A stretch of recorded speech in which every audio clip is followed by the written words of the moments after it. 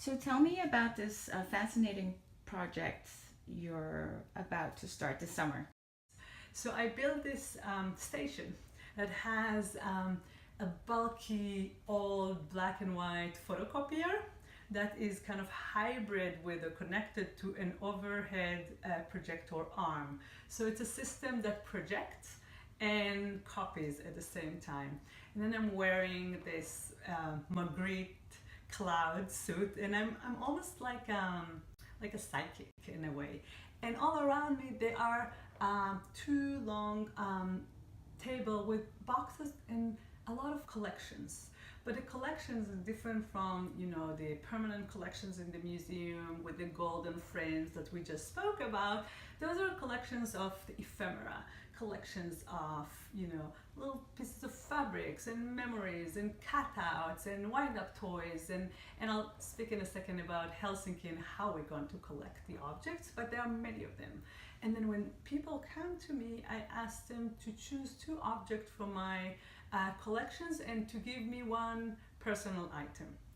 And they come and it takes them oftentimes a long time to choose because making choices is hard.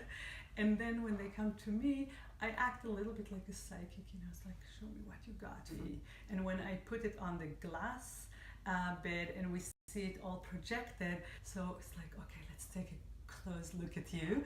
And then I basically start to craft some kind of a collage from many different objects that always start from the feedback they give me, and I add many other things, so it's some kind of a collaboration. Some people always want to do that, make it this one. It's like, it's always a collaboration, but I create an image that at some point I don't have a full control on it, and I love it, I welcome it.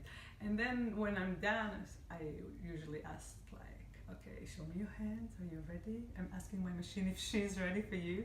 And then basically I make one photocopy, one Xerox, which is, people totally get the absurdity. I stamp it with a copy stamp, and then I sign it like very dramatic with a stylus, like very artistic, and it's original copy. So what I love about it, people totally get the absurdity, but at the same time they're completely fascinated by the idea of like, how does it work and where the magic work, and I give it to them. I keep no copy, it's original copy, and it's all based on this kind of gift economy. They get their own original artwork, which in some ways worth nothing, but at the same time worth so much because it was based on a very simple feedback. Sometimes we don't share the same language, is made only for them.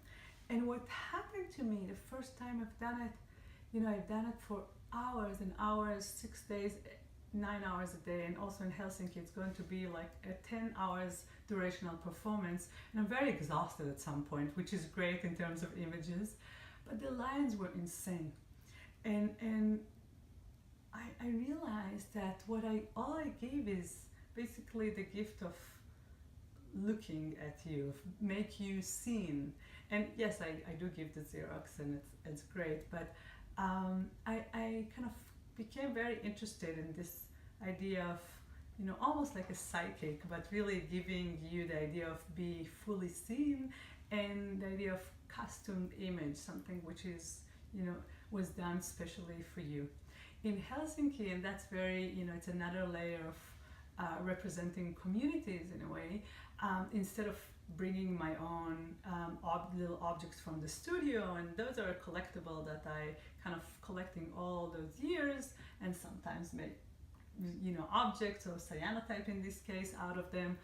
I am going to arrive to Helsinki with nothing with me, and then take few walks, sometimes by myself, sometimes with other curators or other artists in Helsinki. And my way to actually know Helsinki is by collecting, building my collections. So I'm taking 2 walks to Eastern Helsinki, which is where most of the immigrant community is resident. And then I have different studio visits with other artists that always collect stuff. And then I go around the more kind of commercial area to fabric shops and newsstands and have conversation with people, ask them to give me stuff. So it turned into also my kind of alternative map of walking into a site I never visited before. Right, that's beautiful. Tell me a little bit, with the long lines, what do you think people are looking for? I think oftentimes we are always on and we are so connected and we know what's going on, and we tell ourselves, stage ourselves to the world, but we feel more and more alone. And what I often try to do, either if it's very simple one-on-one performances that take the form of a reading, like a reading card, or creating those collages, or just walking in the city, or inviting other people to walks, or walking into historical and cultural sites like museum, is to create different conversations. Right. So it's going back to the dialogue. It's going back to Right.